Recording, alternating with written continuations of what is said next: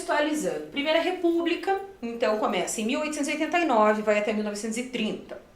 Nós temos essa fase chamada de Primeira República ou República Velha, denominação que só passa a ser utilizada quando Getúlio Vargas assume o poder e define esse período como República Velha, porque ele vem com novas propostas para essa política que é considerada ultrapassada por ele, tá?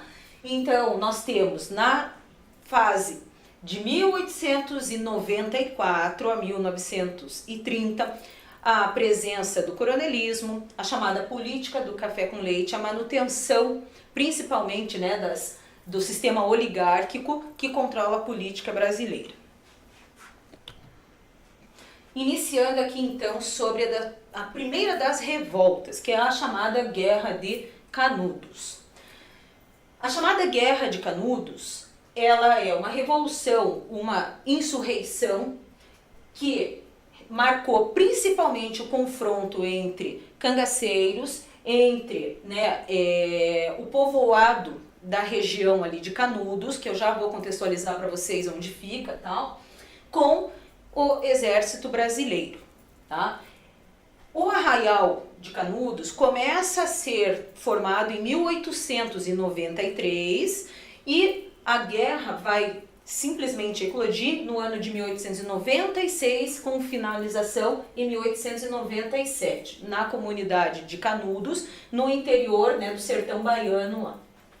A imagem que eu tenho aqui para vocês, né, de um pedacinho, vamos pensar assim, né, do que seria a formação desse arraial, o tipo de moradia típico do Nordeste ali. O Arraial de Canudos passa a ser construído, né, a partir do momento que um cara chamado Antônio Maciel, Vicente Mendes Maciel, depois passa a ser designado como Antônio Conselheiro, sai pelas ruas do Nordeste brasileiro, principalmente o sertão baiano, obviamente, aqui, e começa a pregar a palavra de Deus, né? Buscando principalmente levar essa palavra de conforto, esse lado mais espiritual, para as pessoas mais pobres. Lembrando que a gente tem nessa região aqui, né, um certo abandono da política brasileira, né? Um certo descaso que por anos, né, foi se agravando, deixando uma população extremamente pobre, carente, necessitando principalmente, né, de uma atenção voltada para o aspecto de urbanização, de modernização, que ficou muito deixado de lado. Então, o que o Antônio Conselheiro passa a ser? Ele passa a ser, então, o mentor dessa população. Ele passa a ser aquele que leva a população a formar esse arraial, que passa a se tornar autossuficiente. As pessoas começam a sair das áreas mais pobres, das áreas mais distantes, e seguem o Antônio Conselheiro.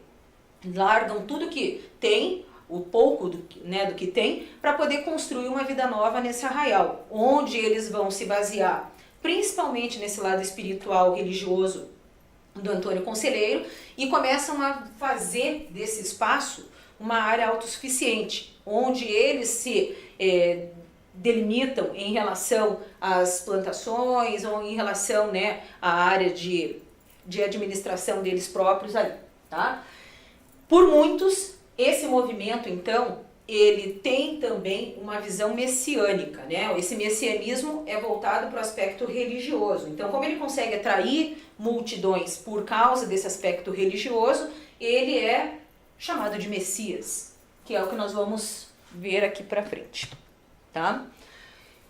O que Canudos passa, né, a mostrar para a população de uma maneira geral, aí para o governo federal, que eles são fortes, essa é a verdade, né? É um povoado que cresce cada vez mais, é um povoado que se fortalece cada vez mais, e um ponto principal aqui, o que é que eles começam a defender? A monarquia. Eles acreditam que a implantação da república trouxe benefícios apenas para os ricos. E é o que a gente acaba vendo por aí mesmo, né? Entendendo que todo esse processo da República Velha, ela é uma fase, digamos assim, centralizada nas mãos das grandes famílias. Então, o que se defende ali? A monarquia, tá? E essa proposta da monarquia começa a incomodar os coronéis e principalmente também a própria igreja. E por que a igreja? Por causa do papel, né, messiânico, papel beato do Antônio Conselheiro. Então ele agrega a questão da religiosidade com a questão da autossuficiência e principalmente o que? Um resgate político. E isso daí faz com que principalmente os coronéis levem, né, ao governo federal um pedido de dizimação desse povoado, dessa população. Essa outra imagem aqui, ó, do povoado de uma maneira geral, né, do arraial de uma visão, vamos dizer assim, panorâmica, né, com a constituição da igrejinha, a constituição das áreas de lavoura, as próprias moradias. Como eu disse para vocês, é uma região autossuficiente, né? Virou um local como se fosse assim uma cidade dentro da cidade, né? Era totalmente simples, era totalmente rural, porém eles eram autossuficientes aqui, tá?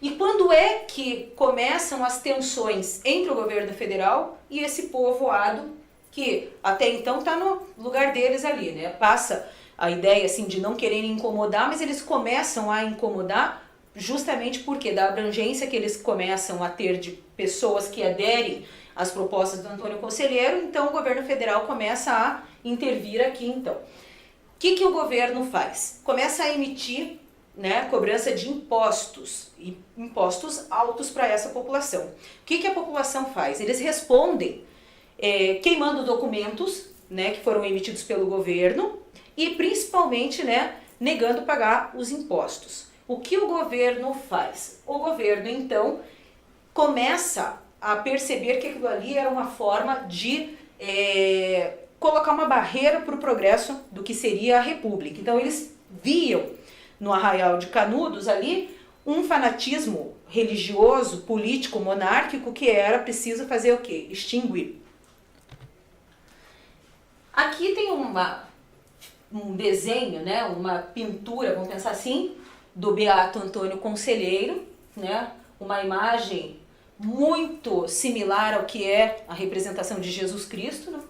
Podem ver que ele tem essa figura de homem sofrido, o homem do campo.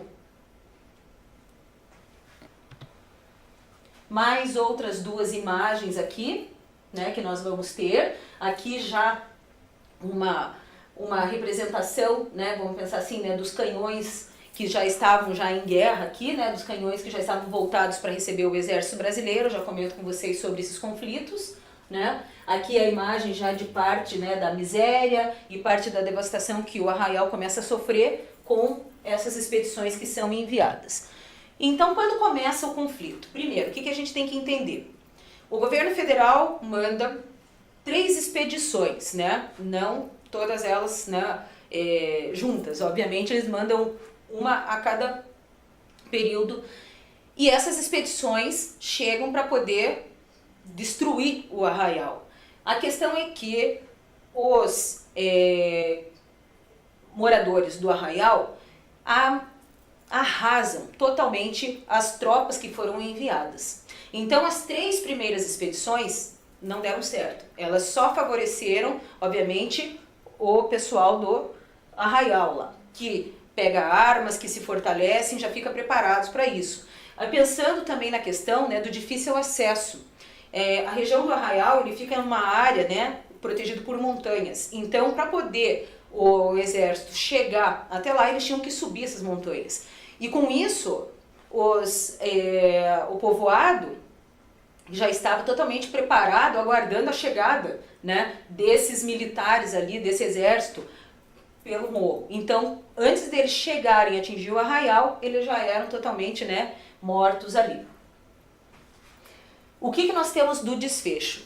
A 4ª expedição. A 4ª expedição, que é a mais sangrenta, é a que bota fim na Guerra de Canudos, né? Nós vamos ter aí cerca de 30 mil mortos, sem contar na quantidade de feridos. A cabeça do Antônio Conselheiro foi tida como um troféu, né? Ela foi exibida como uma vitória do governo federal em relação à própria consolidação do povoado. tá ok? Então esse foi o primeiro dos movimentos aqui. Esse movimento a gente tem, como eu disse para vocês, em 1893, o início da Arraial, que começa a crescer, ainda não no governo, né, do primeiro presidente civil que nós temos, ainda no governo militar. Depois a gente tem esse governo